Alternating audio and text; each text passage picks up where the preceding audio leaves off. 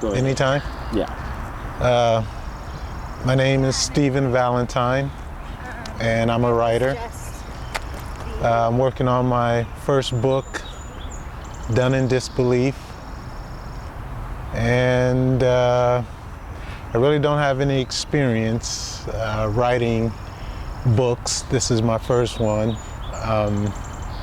I've had my own issues with depression and anxiety, and writing was a way for me to come out of it. And so I thought that it would be a good thing to share that. I don't have a background in writing. I don't have any formal training or anything like that. I just had a need to say something, and writing was the best way to do it, and it was a good way for me to deal with my own problems that I was dealing with.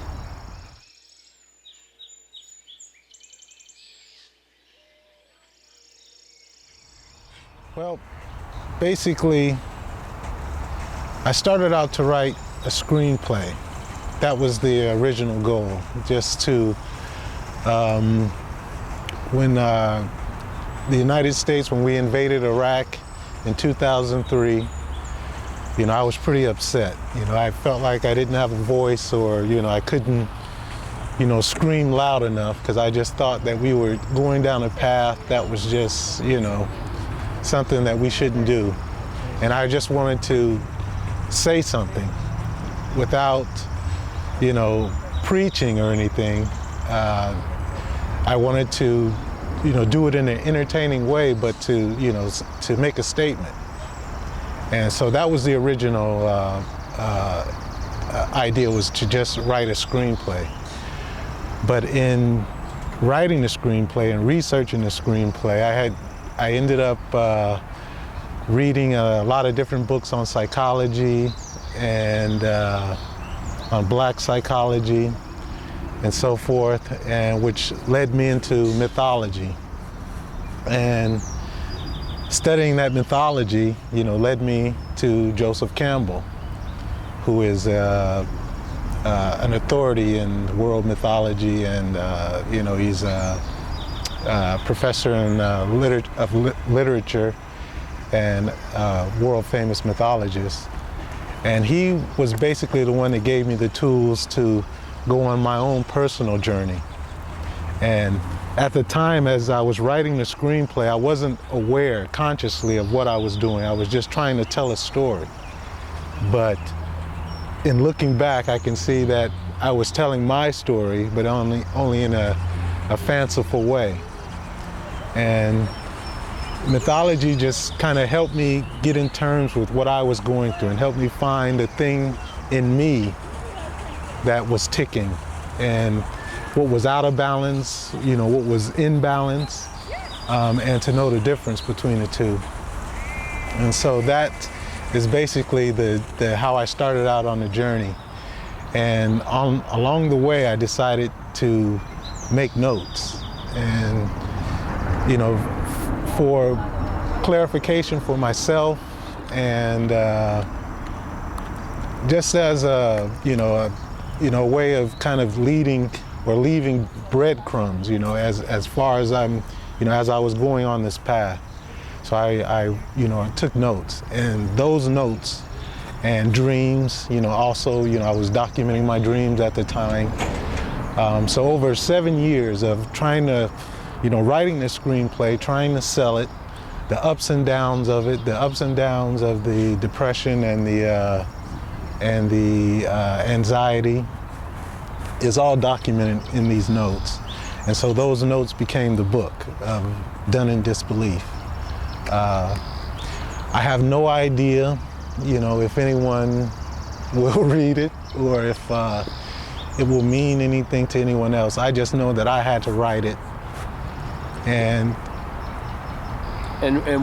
you said breadcrumbs. Say something more about that. You mentioned breadcrumbs. Well, it's just a matter of, you know, taking a journey into myself, and, you know, into, you know, what makes me tick. And so I wanted to document what I was feeling, what I was thinking, what I was reading, what I was, and then the interpretations of all that input, you know, what I was getting out of it. I tried to put it down. And, you know, part of the research, what I found was, you know, in doing the research, was what you're looking for, because there's so much information. Like if you're trying to find out on a specific topic, there's a lot of information probably on that topic. So how do you discern which is going to help you, which is going to help you get to your goal? And what I found was, as I read, as I researched, was to find the things that touched me, the things that made me say, aha, or I agree with that, or, you know, just something that just stuck out. And that's what I put down, because that's the thing that jumped out at me. That's the thing that grabbed me, or whatever was going on in me, it's what grabbed at whatever information that was. So I see that as, you know, sort of, you know, the breadcrumbs, as the trail, as to where I was going and, you know, where I was coming from. And like I said, I don't know if it will make sense, but it was something that I felt that, you know, I should do. It was just instinctively that I did it.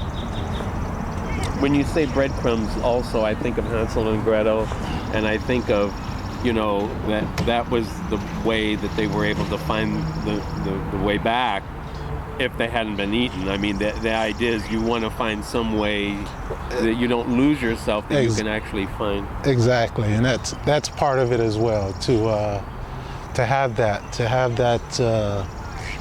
way, that lifeline, you know, just in case, you know. But for me, it was just part of the process. It was part of, you know, writing the screenplay and keeping notes as what I was doing with the screenplay. So it wasn't just, you know, life notes. It was also professional notes as to what I was trying to do with the screenplay. And it worked out. It worked out. When now going back, looking at those notes, I can see the mystery of it all, or at least the magic of it. Because, you know, like if you look at a dream that you dreamed maybe a year ago or 2 years ago, and then you can see how events in your life kind of line up with the dream, and it's kind of weird, but it does happen. It's like we see our lives in fragments in dreams, and then those fragments kind of come together in a weird sense. Like, I mean, now I'm sitting here with you filming this, and there were elements of that in the dreams. There were elements of you know, a different path that might, you know, or a glimpse of a path that might be. And I think, you know, I'm on one of those paths. So, you know, I think it's a good thing. And what could possibly happen from all of this? I mean, what do you think? Outcome might be? I don't know. I mean, I know that I had to write it, and my hope is that it can help at least one other person. I know it's helped me. Maybe someone will be inspired to, if not write, because it's a writer's journey. It may inspire someone to turn and face their own demons, or, you know, if they're dealing with depression or anxiety. I figure, you know, it has to have a rippling effect, you know, something, you know, it should help someone. I hope, at least I hope it does. That's my hope. And if I can make a little money on this, you know, in the process, that'll be great too. But at the end of the day, it's just something that helped me, and maybe it'll help someone else.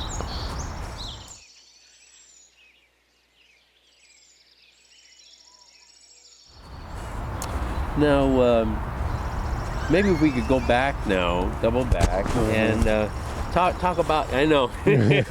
I'm getting chills. Yeah, just like the actors do when they say, "Oh, we did that scene and it was ice cold." Yeah, it was. But your family, you're growing up, and a little bit about that. Well, I was born in East Orange, New Jersey, to Margaret and Rudolph Valentine. And my father, at the time, had a real bad drinking problem. And so my mother ended up divorcing him when I was about, I guess, 4. And she remarried about a year later or so, and married my stepfather, who is Polish American. And so we promptly moved from New Jersey to Oakland, California in like 1969.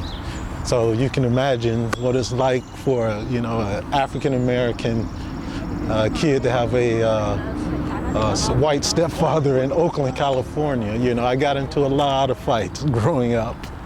A lot of them were just me being oversensitive, but that was just what fate had in store for us. My dad, he was a good father, a good provider.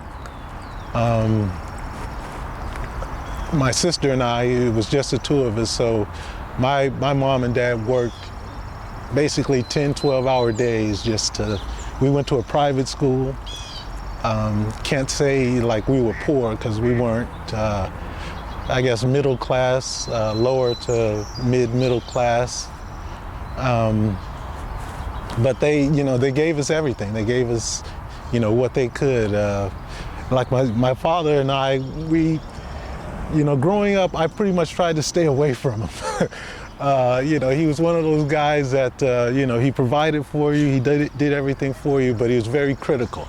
He was the kind of guy, like he told me when I was 5 years old, I'm 5 years old, I'm playing, doing what 5-year-olds do, playing outside. And he came out one day and told me, why don't I do something constructive, to a 5-year-old. So that was the kind of father he was. He was a good man, but he was just, he was very, very critical. And even growing up, I tried to stay away from him, because he was just that guy that just said that, like, if you didn't do anything wrong, he wouldn't say anything. But if you did something wrong, he was all over you. And my mom, on the opposite hand, she was the one who was you can do it, you can do it, you can do it.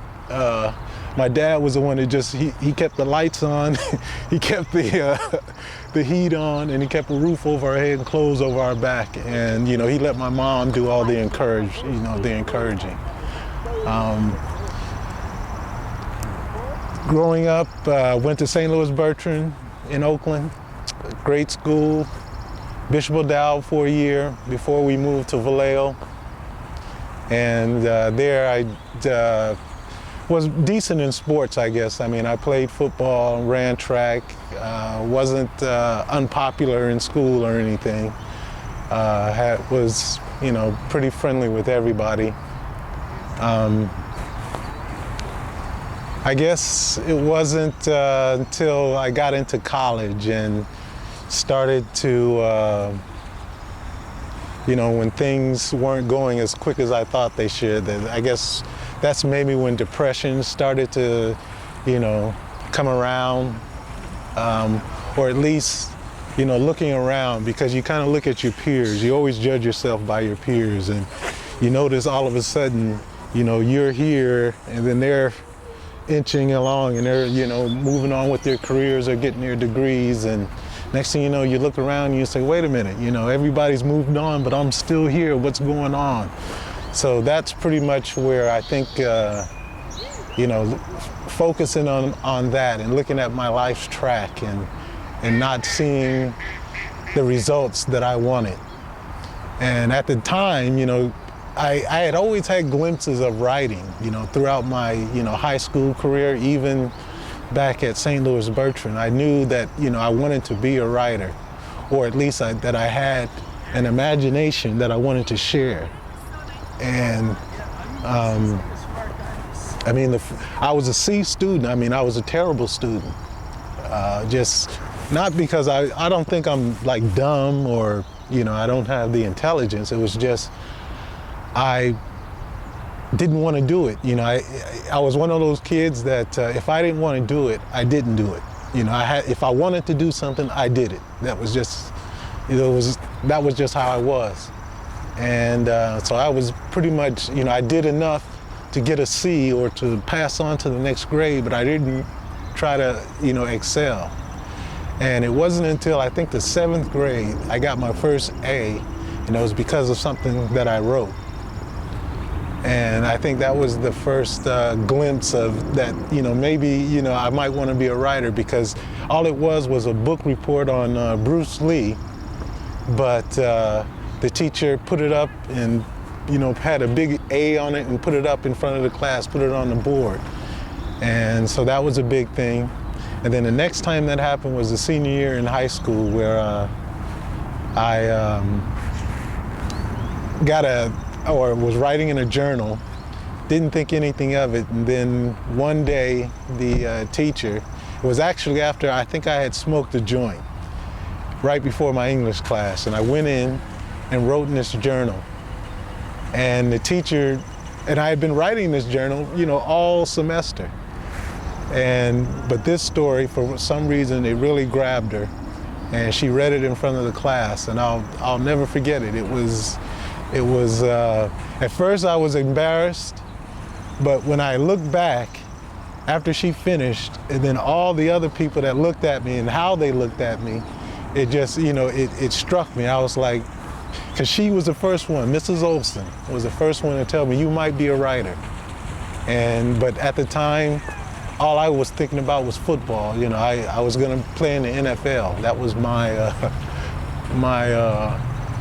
thought pattern. So, you know, there were glimpses there. And that's one of the things I found out in studying mythology and studying Joseph Campbell, is that your bliss, which is what he called it, is you'll have glimpses of it all, you know, your whole life. It's there.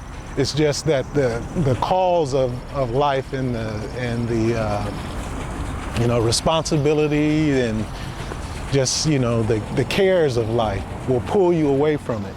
But it's always there. You'll always have a glimpse of it. And it's just a matter of, you know, will you grab onto it and hold onto it? And it took me 46 years really, or, you know, I guess, yeah, I would say 46 years to find it and to have the courage to hold on to it. And in doing that, you know, it kind of helped me get to where I am today, to where I can write this book and face, you know, the things that I have to face. And it's an ongoing process, but at least I have, you know, that tool to face it with. So. Let me ask you one other thing then, because we're about at what I think we have a lot here. You talk about depression, and I don't know exactly what depression is. I mean, I may say I'm depressed, but, you know, I really don't know how that measures in terms of somebody else. And you've also mentioned suicide, and it's like, of everything that you've been talking about now, those don't, I just can't see those fitting in, but somehow they do. Can you just tell about that? Well, depression is, you know, it's more than just feeling bad. Depression, you know, it's depression. I think all right. It's more, yeah, depression is more than just feeling bad. Depression is a lot more than just feeling bad. The criteria that you can use with depression to know if it's depression or if it's just, you know, you're down in the dumps or it's the blues. Depression is paralyzing. Depression will stop you. It stops you in your tracks. You know, the forward motion, you know, your forward progress is almost impossible when you have depression. And that's how you know it. It's feeling so bad that you can't you know, you can't interact. You can't interact with your family. You can't interact with friends. Your job, you know, it wears on every aspect of your life, and it's a paralyzing force. Okay, and that's what it is. But now, what about for you, though, personally? For me, I mean, that's basically what it was. It was for the depression from not achieving what I thought I should achieve. You know, we all have a picture of ourselves and what we think that we should be, and what you know, we think what we should do, and so forth.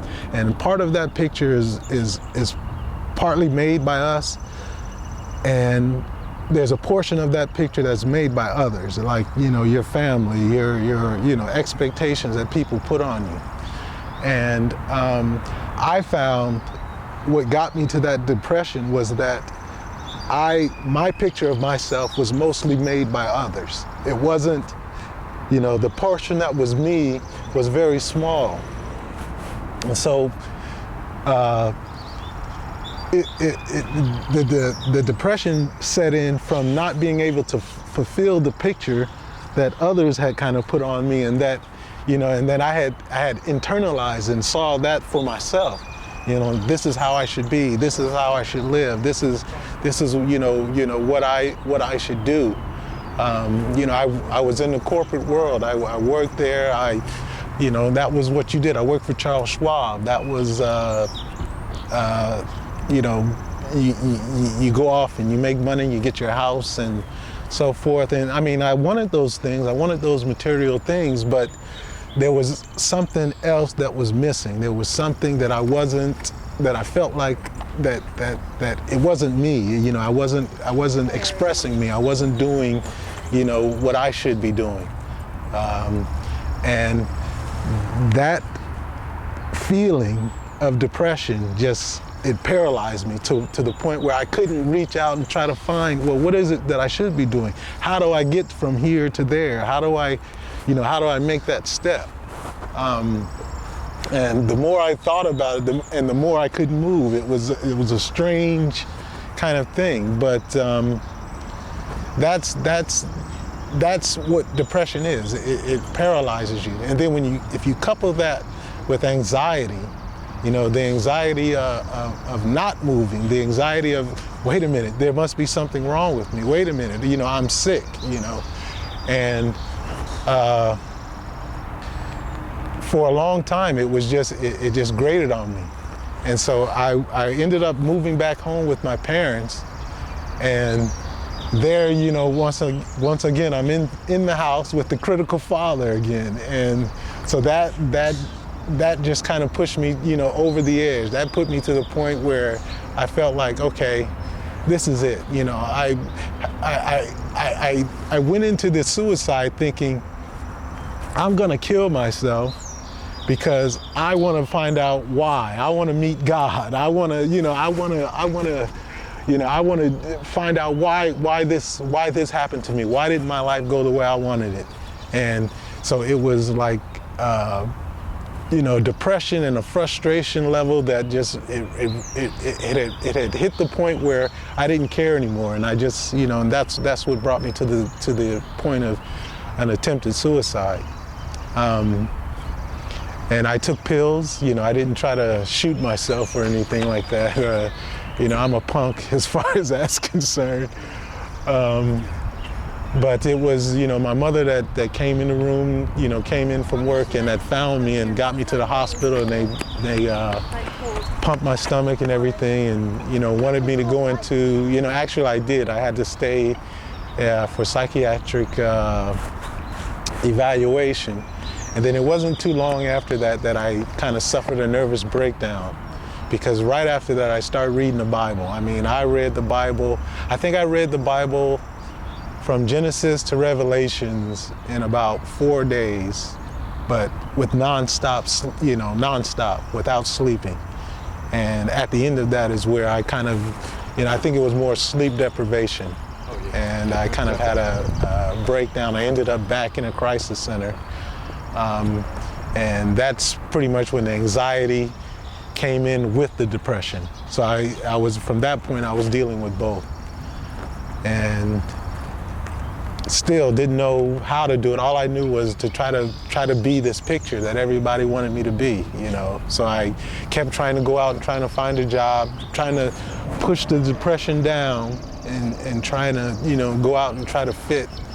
But it was like, you know, trying to fit a round peg into a square hole. And now, you know, looking back, I can see that the depression and the anxiety, you know, was the thing telling me that, you know, this doesn't fit, you know, this doesn't fit. You know, it's like trying to force something in that just doesn't fit. But at the time, you know, when you're going through it, you know, it's hard to see. It's like a cloud or mist, you know, over your life, and it occupies everything. You know, it's paralyzing. There's no other word. Have you had a sense of being liberated from that, or how did you get out of that? Well, like I said, once I found what it was that made me me, you know, that allowed me to write, allowed me to express myself, allowed me to talk about this, to talk about depression, to talk about the suicide. It's just a matter of accepting yourself and knowing that, you know, wherever you are, you know, it's not the end. You know, this is not the end of you. You know, this is, you know, it's a process. You know, life is a process. You're in motion. You're going from the beginning, you know, being born, to the end, to dying. So, you know, it's a process, and along that process, there are transitions that you have to make. And if you are resistant to those transitions, you're going to have tension. You're going to have all kinds of forces. They may manifest themselves in depression and anxiety. You know, mine manifested themselves the way they did in depression, anxiety, attempted suicide. It could be, you know, drug use. It could take you, you know, even deeper, because you're trying to find something, you're trying to, you know something is wrong, and you think that's the answer, you think that's it, and that could lead you that way. But basically, you know, it's my belief now that, you know, we all have a sense or a map, you know, an internal map or something in us that tells us when we're on the right path or we're off it. And if we're not on it, there's going to be tension. And some people can live through it. They can mute it and just go through life and just, you know, go all the way through life without ever having lived, because that thing that they, you know, was there, they didn't listen to. Let me fix this. Oh. I just realized I don't know how much of it's going to have that on it, but that's okay. Go ahead. They go through life. Yeah, and they go through life, and they're you know, they haven't lived because they never followed that inner voice or that inner calling. I'm confident now that I can go through whatever now, because I know whatever I do, I'm following, you know, my bliss. I'm following the thing that I need to do to be me. And the thoughts of suicide just melted away. The thoughts of depression and it's not like depression is not there, you know, that it's not a force that could come on me or anything, or tries to come on me, but it's been redefined, you know, for me, because it's in the frame of mythology now. It's in the frame of becoming a writer. It's in the frame of creating. It's in the frame of trying to express myself, and what you know, comes of that. So it's different for me. Like this book is not meant to be a how-to book or a book that shows people how to get over it or anything. This is just what I did. You know, it's just how I managed to get past it, or at least give myself a tool. You know, it's like you know, this is my lightsaber, you know, in my struggle. This is the tool that I need to get through my battles.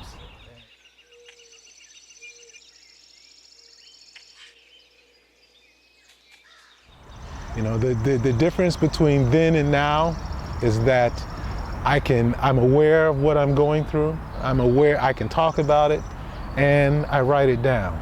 You know, that's the difference. And I just think that there's a message there. There's something that people can use, because I know that I'm not going through this alone. Like just recently, as I had over the last 7 years in writing this screenplay and writing the notes for it and everything, I had attacks of anxiety and had to go to crisis centers. And just over these last 7 years, being in the crisis center, I mean, I wasn't alone. I mean, the place was crowded. I mean, business is booming. And, you know, it's not, you can't just say it's, you know, all these people are mentally ill. I mean, there's something going on in our society, I think, that is creating these tensions, that is creating, or at least the environment for this stuff to flourish. And the immediate answer of society is, let's medicate them. Let's medicate everybody. Let's give everybody pharmaceutical drugs, and we'll medicate it out of them. We'll scramble their brains. There's something wrong with their brains. What I've done, because I was offered the drugs and everything, but I tried to do this naturally, and finding what it was wrong with me and trying to change that instead of trying to change something chemically, you know, with a chemical of some kind. Because I know now that, you know, it's whatever it is, it's fixed naturally. You know, if it's fixed at all, it's fixed naturally, and it's not done with drugs, not, you know, with pharmaceuticals.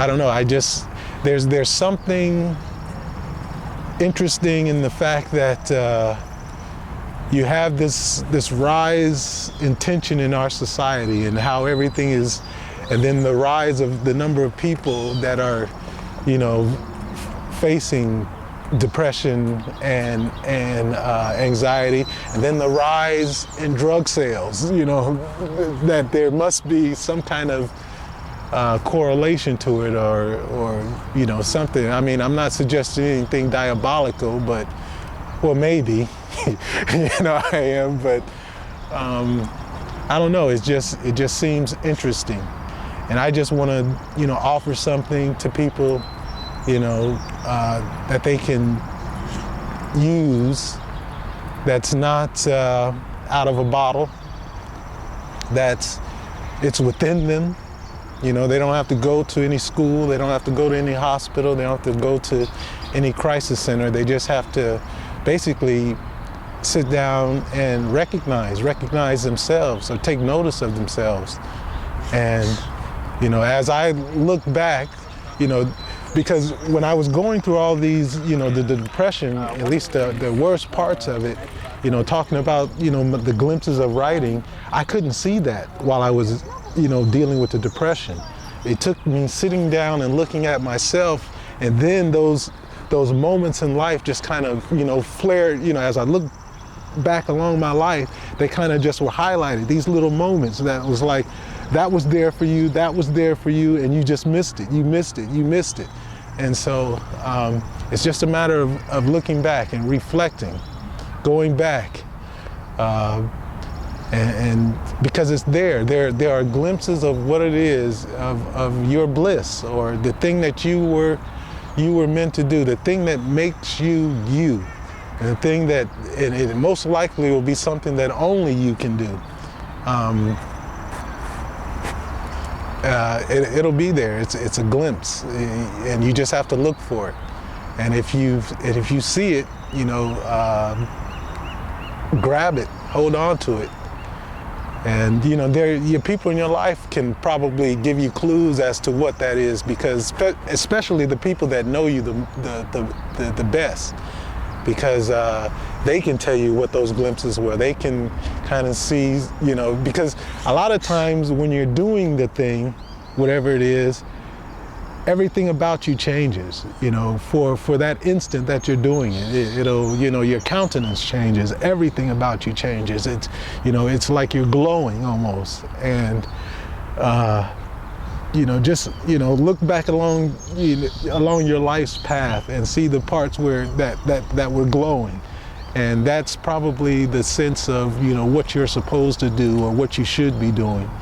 And if you have the courage, you know, if you can do it, follow it. But not everybody, you know, will do it. Nobody, you know, responsibilities, jobs, you know, everything. There's all kinds of stuff that pulls you away from it. It's kind of like the parable that Jesus told of the you know, the seeds being tossed on the ground. Some fell upon the thorny thorns, and some on hard rock and so forth.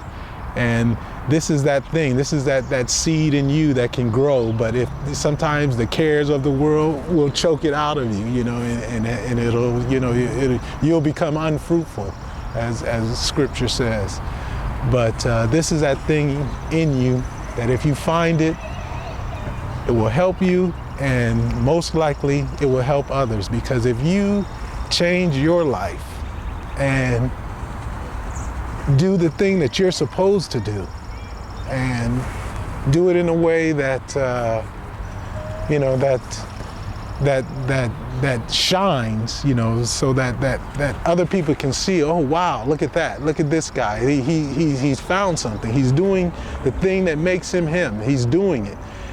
And they will see that, and then maybe it will spark something in their life. It will change something, you know, or inspire them to you know, to at least look deeper at themselves. And because it may not be, you know, getting that big bank account. You know, that if you get a big bank account in following your bliss, you know, that's a byproduct, you know, and you know, you should be thankful and grateful for that, but it may not lead to that. It may just be a spiritual bonus.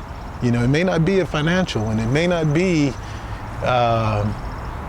you know, you know, it may not bring you fame or anything, but it will change you, and it will change your immediate surroundings. It will change the people that you deal with. It will change how you deal with the people.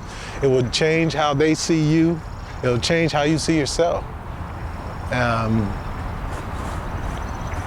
You know, and it's just, you know, basically following your bliss. That's what pulled me out of it.